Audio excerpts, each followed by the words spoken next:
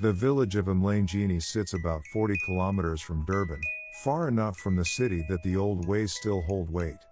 Sipho Dlamini had grown up in Johannesburg. Nandi was from the Eastern Cape. They had 2 kids, Amara and Kemi. Neither of them had lived in a rural community before. But Sipho had lost his job. The city had become expensive, loud and unkind. His mother's cousin Mrs. Nomsa offered them a house. Small, affordable, in a place where people looked out for each other. So, they packed their bags to shift to the village of Umthakathi. By all accounts, the welcome they received was warm. Bongani was the kind of man every family hopes to find. He helped them move furniture, brought his wife's cooking the first week. Laughed easily. He remembered the children's names on the first day. Hi Nandi, I brought a basket for you as a token of welcome. Oh. That wasn't needed. Thanks a lot. It was 3 weeks after they arrived. By then, the family had settled into the rhythm of the village. The children had started school. Nandi had found work at a local clinic. Sipho was doing contract work. Life was beginning to make sense again.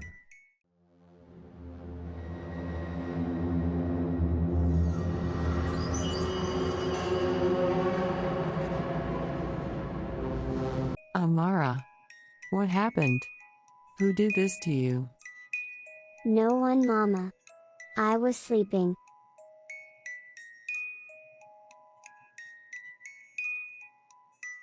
What's bothering you, honey? Amara. She seems little different these days. I saw some scratches on her arm too. She stopped eating well too. You are just overthinking it. It might be due to change of place.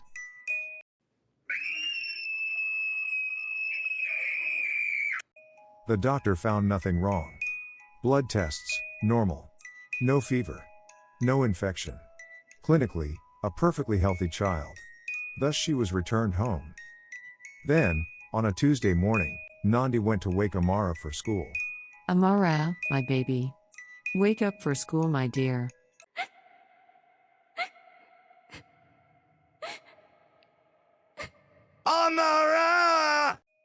Amara Dlamini, 7 years old.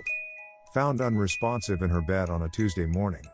Cause of death, undetermined. No medical explanation was ever established. 1 down. She was buried the following Saturday. And Sipho Dlamini, who had never believed in anything, began to ask questions that science could not answer. Sipho turned to research. Because what had happened to his daughter did not feel like illness. To understand what Sipho was now facing, you need to understand what the Tokoloshe actually is. Not the simplified version. The full truth. In Nguni mythology, the traditions of the Zulu, Xhosa, and wider Bantu-speaking peoples, the Tokoloshe is a dwarf-like water spirit. It is not born. It is made. It is summoned. And it is sent.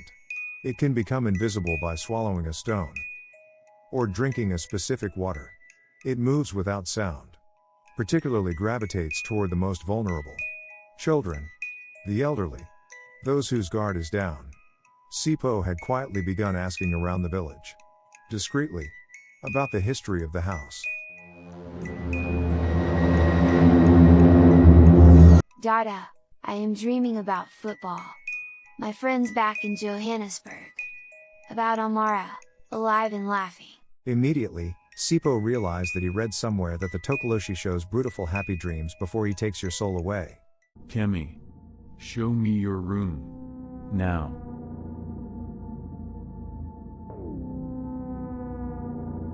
Dada? What's wrong? Nothing, my son, I'll set this up again.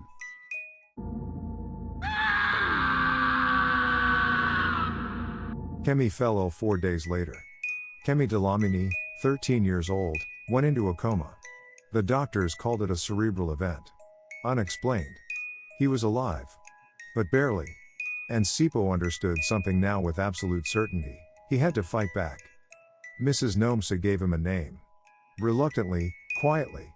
Asangoma, a traditional healer, who lived 2 hours north, in the foothills of the Drakensberg. A man named Mtunzi. old enough to remember things younger healers had forgotten.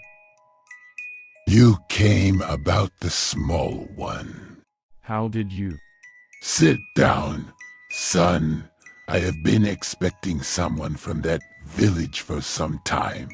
First, you must understand, the Tokoloshe is not a creature that wanders freely. It does not choose its victims. It is aimed. The one who wants harm, consumed by jealousy, by greed, by hatred, goes to a dark practitioner. They pay. And the payment is not money. They must promise a soul, a loved one, not chosen by the client, chosen by the spirit. It may come for the payment in weeks or years, but it always comes. That is the hidden. You send death to another family, and death will come back for yours. The heart poker through the skull, through the eye sockets, removes the will, the self. Whatever the person was before, they cannot resist now. They cannot think. They only obey. The powder makes them small, so they can move unseen and reach what lies on the floor. They are kept docile between attacks by cutting the hair from their eyes so they can see and feeding them curdled milk. And they are controlled by whoever made them, until they are not. Because sometimes if someone with greater power encounters them, that control can be taken, reversed. Who would do this to us? We just arrived. We don't have enemies here. You don't have enemies here that you know of. But tell me, who made the biggest effort to welcome you? Bongani. My Kemi kept shouting his name. Sipo went back home and told his wife Nandi about Bongani. She had to be told. She did not break, she hardened to fight for her son, Kemi. Why would he do that to us? I asked the neighbors something the other day. Bongani Zondo had lived here for 11 years. He was well liked, respected, even. He organized the annual Heritage Day celebration. He sat on the community water committee. He coached junior football on Saturday mornings. And he had wanted, badly, for years, the house the Dlamanais now occupied. The Dlamanais had been given that house by a relative, Mrs. Nomsa. It had bypassed Bongani, who had expected it, counted on it. This is how the Tokoloshe enters your life. Not through darkness. It enters wearing a fake smile. Bongani drove 2 hours. To a practitioner who takes the medicines of life and turns them toward death. The terms were explained. Bongani agreed to them. The soul of a loved one. In exchange for the spirit being turned on whoever moved into that house. Bongani agreed to the terms, including the part he likely underweighted. The soul of a loved one. In exchange for the spirit being turned on whoever moved into that house. He did not yet know which loved one the Tokoloshe would eventually take in payment. He told himself he would deal with that later.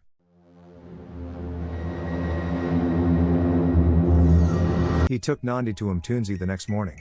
And he asked the question he had been building toward since the first morning he saw the scratches on Amara's arm.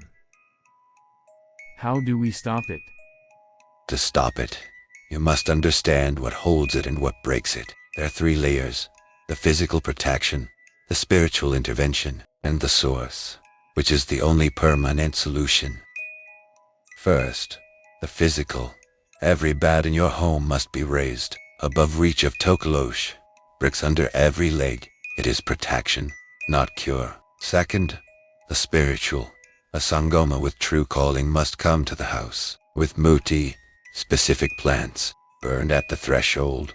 The Tokoloshe can be driven from a space, but it will look for a new entry if the summoner still holds it. This buys time. Third, confront the source. While the summoner still holds the spirit cannot be banished. It will return. It will find new entry. The contract must be broken. How do you break a contract like that? By turning the mirror, a practitioner of sufficient power can reverse the sending. The Tokoloshe does not know loyalty, only direction. Point it back toward its source, and the contract reverses. The one who sent it becomes its target. The spirit was already owed a soul from Bongani's family. It has not yet collected. Turn it back, and it will collect what it is owed from the one who made the arrangement. You're saying it will go back to him. I am saying the contract was already written that way. We would simply be redirecting the existing agreement. Raise your bed. Tokoloshe is small.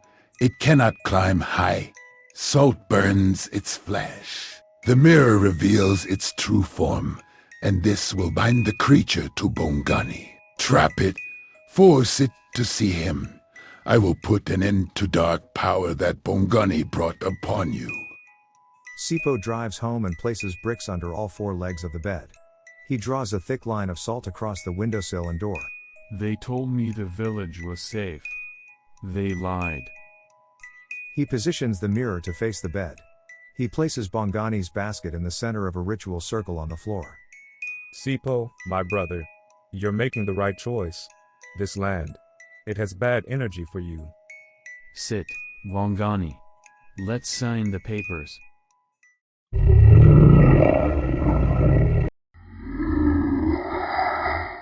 No, I didn't call you yet.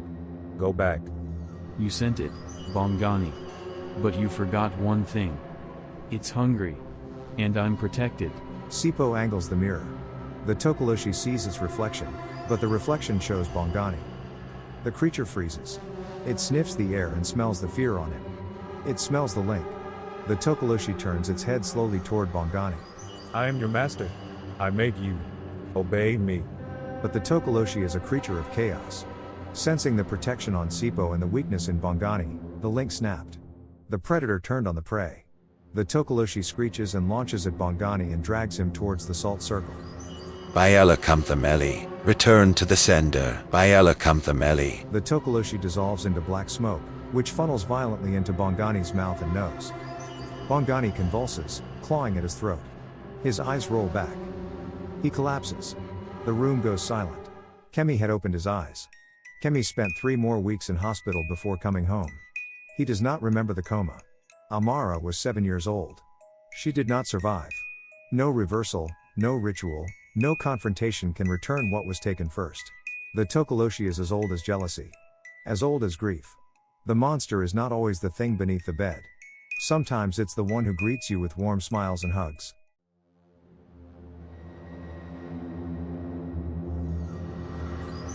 If you're sleeping somewhere new tonight, somewhere you don't know, check under your bed. Not for what you'll find. For what you won't. Hit the like button, comment for more horror folklores and subscribe for the darkness awaiting. Stay safe until then.